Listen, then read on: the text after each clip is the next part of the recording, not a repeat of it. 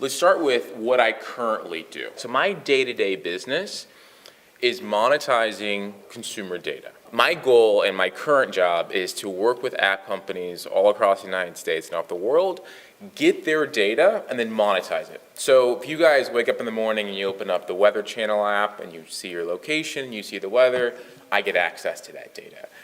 Some dating apps, a lot of games, Clash of Clans is a huge app in our ecosystem. These companies reach out to me and they say, we have all these consumers using our app, we need to make money with it, outside of serving ads to you when you're inside the app, outside of also doing in-app purchases if you want to up-level. As a company, Complementix, we receive that data and then we monetize it anonymously. So all we would see is a random ID of a phone somewhere in Chicago or in St. Louis, and then we would understand that that device actually went into Costco or Target or Walmart. And our clients at the very end are very interested in where consumers go, where they're spending their time, how often they go there. That's the business. So I collect data from company A, let's use Tinder as an example. They send it to me anonymously, I monetize it, and then I pay them for it. I've been doing this for 5 years, we're really, really good at it. I see roughly 288 million devices on a monthly basis. These are consumers using just regular apps. And the idea came probably 2 years ago. Instead of paying all these companies money for their data, why can I create one single app, have the consumer download it anonymously, and then pay them for the data? That's the concept. Tapistri says it's your data, you should get paid for it.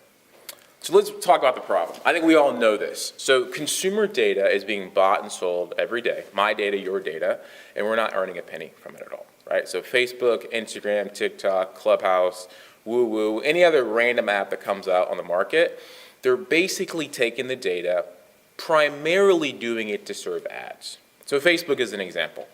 You agree to the terms and conditions, which is gibberish that you'll never actually read. They will then optimize the whole ecosystem to serve targeted ads to you. So Facebook doesn't actually sell data. They basically orient their ads to make them more targeted so you can click on them.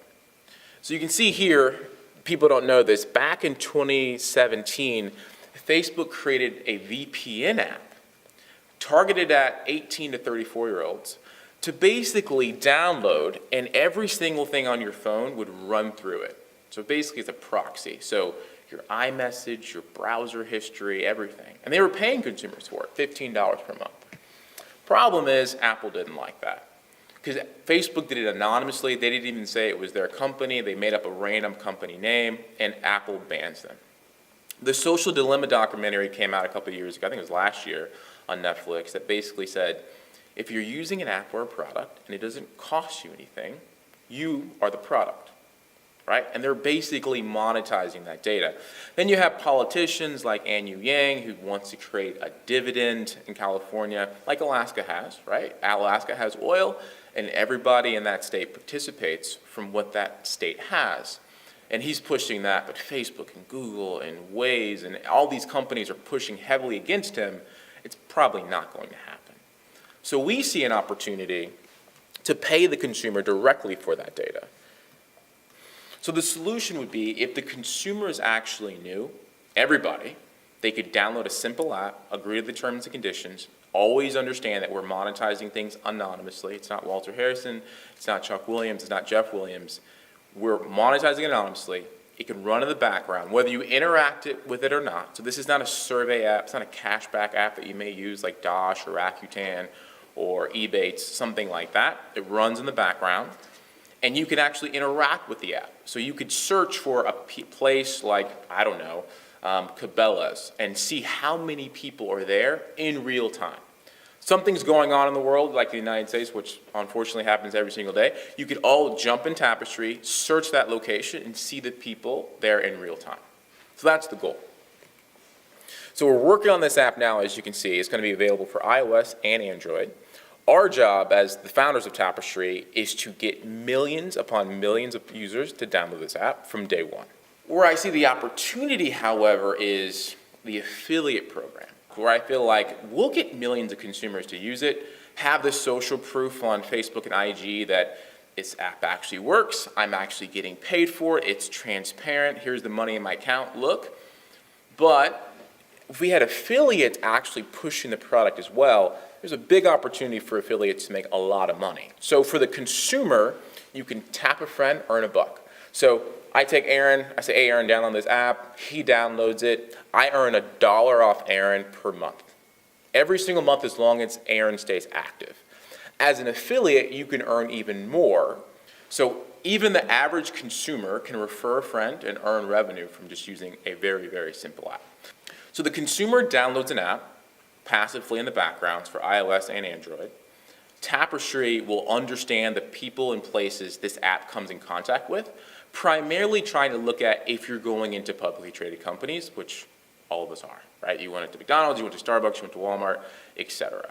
We will then do machine learning on top of that, which is basically trying to predict where you will go next anonymously. On the back end, just to be very transparent, our clients primarily are banks or hedge funds are trying to figure out, should I go long Walmart? Should I short Target? Should I invest heavily in McDonald's? This new upstart chain is doing really well right now, so I'll invest heavily in that scenario. We get paid for that. We take that, we cut it in half, and we pay you for it. This does not exist in the ecosystem right now. Right now, all these apps that are on your phone right now are collecting all this data. Let's say Robinhood, which is in the news right now, was getting paid $100 million a year just selling data to Citadel, for example, selling that data float.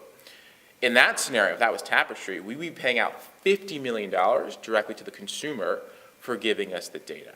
These companies have no power without you and I actually using it, and primarily it's servicing their bottom line.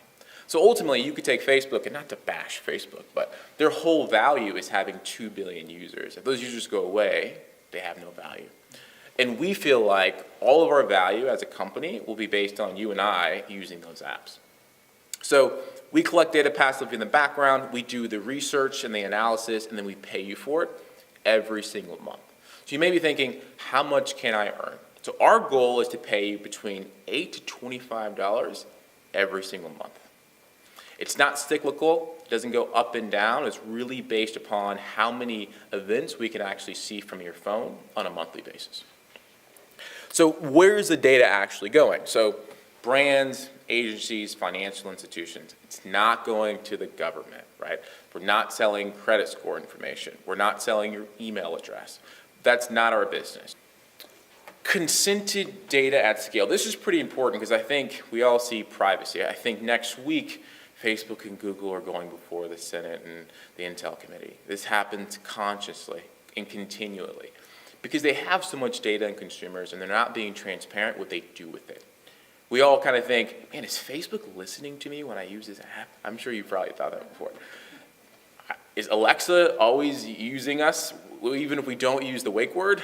I mean, these type of questions come up because sometimes these ads are so tailored to something I just thought about, it almost seems. Where we have consent baked in. So words I'll use that you may not be familiar with, like COPA, which is basically consumers under the age of 13 cannot be served ads or monetized at all, but of course they are. We will take that in consideration. You have to be 16 years of age to actually use the app. CCPA, which is a California privacy law, which matters quite a bit, we will have that baked in. GDPR, which is a European privacy law, Tapistri will have that baked in as well. So that's the goal. So privacy and your permission and your transparency is crucial.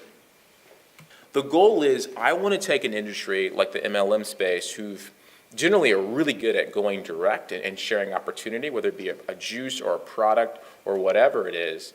Now it's a very simple app. Hey, listen, I'm making money from Tapistri. It's very simple. Here's how much I've earned. Download the app, you can make money too, and you're earning $1 off that user per month. All right, so the solution, as I talked about earlier, if consumers knew, and again, our goal is to get millions of users to do that, and we will do that successfully in a very short period of time, that everyone can get paid for their data anonymously. But we're not just an app that collects data. It actually is a product that you could search for and actually understand the people and places around you in real time. And we pay out monthly. No maximums, no minimums. So our goal is to collect about 200 events per user per day.